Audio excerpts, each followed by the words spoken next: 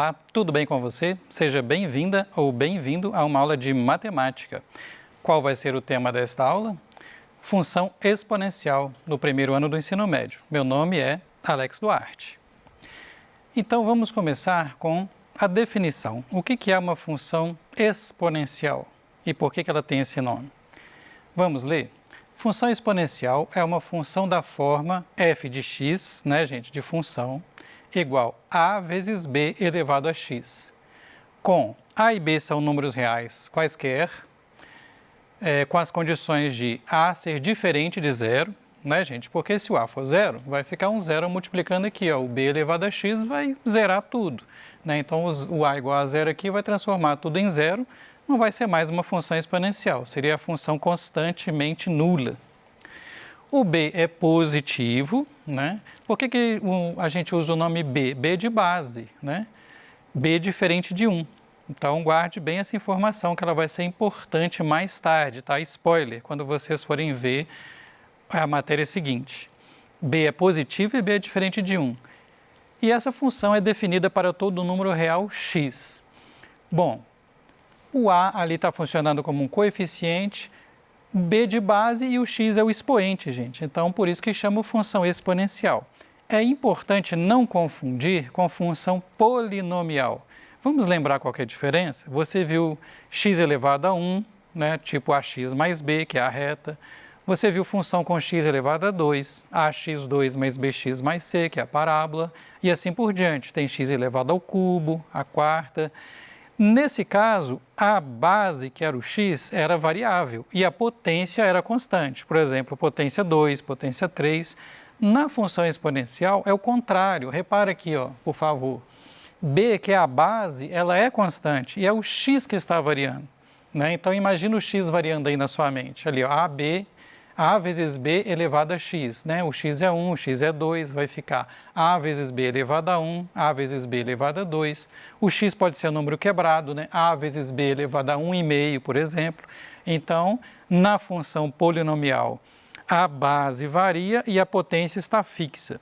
Na função exponencial, a base b aqui varia e fixa, e o x aqui varia. Então, por isso que ela chama função exponencial. A variável está na potência, no expoente. Por que a base é positiva e diferente de 1? Se a base for 1, 1 elevado a x vai dar sempre 1. E a vezes 1 vai dar sempre a. Não é o que a gente espera, não vai ser uma função exponencial, vai ser uma função constante. E por que a base é positiva? Não sei se você lembra do seguinte. Pensa numa potência que seja um número inteiro. E vão pensar na base como sendo menos 1. Menos 1 ao quadrado dá 1, menos 1 à quarta dá 1, menos 1 à sexta dá 1. Quando a potência é um inteiro positivo, par, o que acontece? Vai dar menos 1 elevado a um número par, vai dar positivo mais 1. Se for ímpar, menos 1 elevado a 1, menos 1 ao cubo, menos 1 à quinta, vai dar menos 1, vai dar negativo. Mas se a base, então, for negativa com uma potência qualquer, não tem como a gente decidir. Por exemplo, se você pegar, por exemplo, uma base menos 1 elevado a 1,5. 1,5 não é par e também não é ímpar, não dá para decidir o sinal. Então, a gente faz essa exigência que a base seja positiva. Então tá, definida para todo número real, x quer dizer que você pode pegar o x desde menos infinito até mais infinito. Não tem nenhum valor que você não possa substituir na função exponencial. Bom, a função exponencial tem uma correlação muito grande com a PG. O que é PG? PG significa o quê? Vamos lembrar? Progressão geométrica. É quando você escolhe uma constante e você vai multiplicando sempre pelo mesmo número. Por exemplo, pega o 3 e vai multiplicando sempre por 2. 3 é o termo inicial, o primeiro termo. 3 vezes 2, 6. Segundo termo. 6 vezes 2, 12. Terceiro termo. 12 vezes 2, 24. E assim por diante. Vezes 2, 48. Por que isso tem uma relação com a função exponencial? Vamos ver? Função exponencial, nós acabamos de ver, é f de x igual a a vezes b elevado a x. Lembrando, a e b são números reais, b é positivo, b é diferente de 1 e o x é qualquer número real. Lembrando, o a está fixo, o b está fixo e o x é que varia. E na PG, o que acontece? Nós temos aqui a fórmula do termo geral da PG. Gente, eu sugiro que vocês não decorem esta fórmula. Pensa assim, ó. O primeiro termo da PG é A1. O segundo termo é A1 vezes aquele número constante que eu falei, chamado de razão, representado pela letra Q. Então, A1 vezes Q. O próximo termo, o terceiro, vai multiplicar por Q de novo. Vai ficar A1 vezes Q, ou seja, Q ao quadrado. O próximo termo, que é o quarto termo, vai ser o A1 vezes Q, vezes Q, vezes Q, Q elevado ao cubo. Então, a cada passo que você dá, você multiplica pela razão, que é representada aqui pela letra Q. Então, o que acontece? Se você está, por exemplo, no primeiro termo e foi para o quarto termo, quantos passos você deu? Vamos contar? O primeiro termo, segundo, 1 passo, terceiro, 2 passos e o quarto, 3 passos. Vocês estão vendo que é sempre 1 a menos? Ou então é a diferença, né? Do primeiro para o quarto, você deu 4 menos 1, 3 passos. Do primeiro para o 10º, você vai dar 9 passos. E assim por diante. Só que a cada passo, você multiplica pela constante Q. Então, do primeiro para o quarto, você multiplicou por Q 3 vezes, ficou Q ao cubo. Do primeiro para o 10º, você multiplicou por Q 9 vezes, 10 menos 1 dá 9.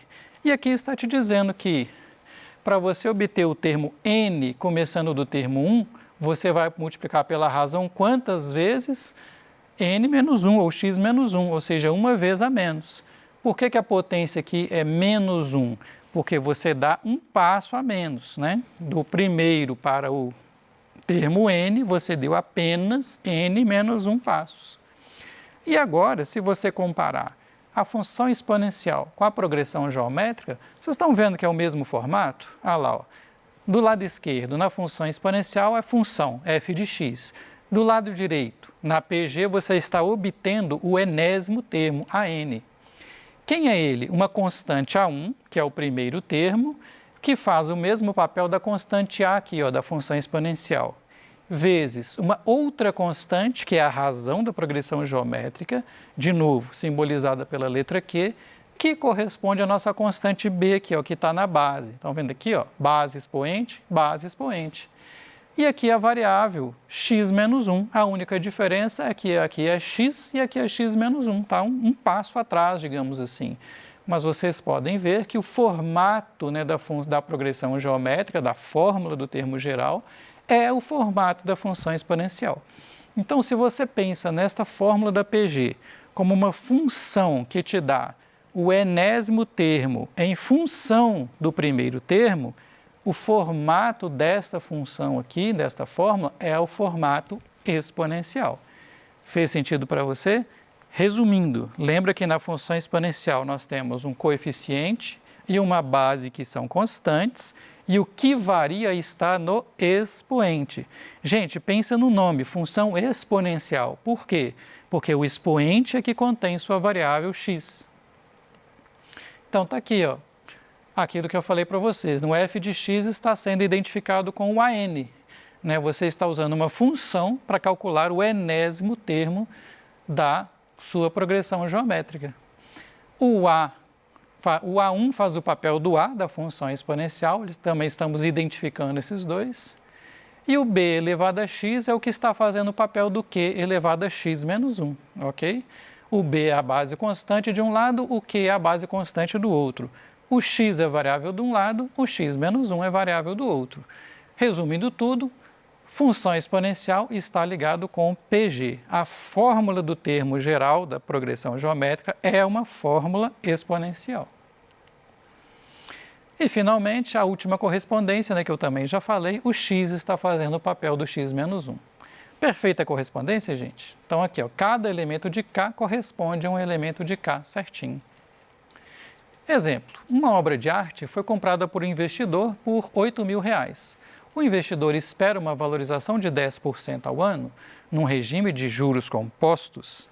Então, gente, o que acontece? Outra coisa que está relacionada à função exponencial é juros compostos. Vulgarmente, juros sobre juros. Por quê? Vamos ver? Juros compostos é conhecido como juros sobre juros, comentei agora, e o valor da porcentagem pode ser trabalhado em números decimais. Vamos explicar isso através da resolução do exemplo. Determine a lei de formação da função que fornece o valor V da obra de arte em reais em função do tempo T em anos, contado a partir do instante da compra dessa obra de arte. A primeira coisa que nós precisamos entender é isso aqui, ó. Começamos com o valor da obra de arte inicial, R$8.000. Os juros são 10% ao ano. Gente, mas 10%, você já viu aqui, né, no Se Liga na Educação mais de uma vez, que o que é porcentagem não é uma razão com denominador constante igual a 100. 10%, ó, fica ligado no português, 10% é 10 por 100. 10 por 100 vai dar 0,10 ou 0,1. Qual a vantagem de você representar isso na forma decimal em vez da forma de porcentagem? Porque se você for fazer isso aqui muitas vezes, né, em vez de fazer ano a ano o valor da obra de arte, ou seja, em vez de você fazer várias regras de 3, usando o decimal você consegue fazer muito mais rapidamente. E como que nós vamos fazer isso? Para elevar um valor em 10%, nós vamos multiplicar por 1,1. Neste raciocínio, o 1 que está antes da vírgula representa o 100%, né? 1 vezes o valor dá o próprio valor. E o vírgula 1 depois da vírgula, né, aqui, representa o aumento de 10%. Ou seja, multiplicar um valor por 1,1 equivale a você aumentá-lo em 10%. Da mesma maneira, se você quiser multiplicar um valor por 0,9, por exemplo, você está tirando 10% do valor. O quadro foi comprado em 2020, né? Estava lá no enunciado. Então, vamos ver, 2021 aumentou 10%. Então, como falamos, equivale a pegar 8.000, que é o valor inicial, e multiplicar por 1,1, um ano depois. Mas aí no próximo aumento, o que vai acontecer? Você vai multiplicar por 1,1 de novo. Então, você tinha 8.000 vezes 1,1, agora vezes 1,1 de novo. Então, repararam que aumentou 10% duas vezes. E depois? Você pode simplificar isso assim, 8.000 vezes 1,1 ao quadrado. Lembra que a mesma coisa acontece na progressão geométrica? Né? Se você deu 2 passos a partir do início, você multiplicou ao quadrado. E depois? 8.000 vezes 1,1 ao quadrado vezes 1,1 novamente. Ou seja, vai ficar 8.000 vezes 1,1 ao cubo. E depois? 8.000 vezes 1,1 ao cubo vezes 1,1 novamente, ou seja, 8.000 vezes 1,1 à quarta. Agora, provavelmente vocês perceberam que é muito mais fácil você usar esta notação decimal do que você fazer uma regra de 3 de cada vez. Porque já imaginou você pensar no preço desse quadro daqui a 40 anos, você teria que fazer 40 regras de 3. Em vez disso, é muito mais fácil você pegar o seu valor e multiplicar por 1,1 elevado a 40, é muito mais rápido. Então, tá aí, ó, a lei de formação é a seguinte, ó. Em função do tempo t em anos, vai ser essa função aqui, 8.000 vezes 1,1 elevado a t. Pensa aí, por favor, ó, quando o t for 0, 1,1 elevado a 0 aqui dá 1. Então, vai ficar 8.000 vezes 1. No instante 0 vai ser 8.000, que é o valor original do quadro. Depois de um ano, 8.000 vezes 1,1 elevado a 1. Depois de 2 anos, 8.000 vezes 1,1 elevado a 2. Depois de 3 anos, 8.000 vezes 1,1 elevado a 3. Depois de t anos, 8.000 vezes 1,1 elevado a t. Então, esta representação resume o raciocínio de uma maneira fácil, de uma maneira simples. Bom, então, com isso nós respondemos a questão. 6 anos após a compra, qual será o valor da obra? Bom, vamos usar a função, né, que é o raciocínio que nós acabamos de montar, 8.000 vezes 1,1 elevado a t, onde t é o tempo. E aí eu afirmo que o V de 6 vai dar isso aqui, 8.000 vezes 1,771561. Nossa, Alex, mas de onde veio esse número? Você não quer 6 anos depois do início? Então, o que a gente fez foi, estava escondido aqui, ó, o V de 6, nós substituímos o T pelo tempo 6. Só que 1,1 elevado a 6, ou seja, 1,1 multiplicado por ele mesmo 6 vezes, vai dar exatamente 1,771561. Então, você pode, com esta função, descobrir o valor do quadro em qual instante você quiser. Tá aí, ó, fazendo esta conta, né, deu R$ 14.172,49. Esboce o gráfico da função v na letra C. Bom, como que é o gráfico de uma função exponencial? Ela pode ser crescente ou decrescente. Neste caso aqui, como o valor do quadro está aumentando, né, qual que é a sua expectativa nesta, né, aplicação da vida real? Que este gráfico aqui seja um gráfico crescente, né?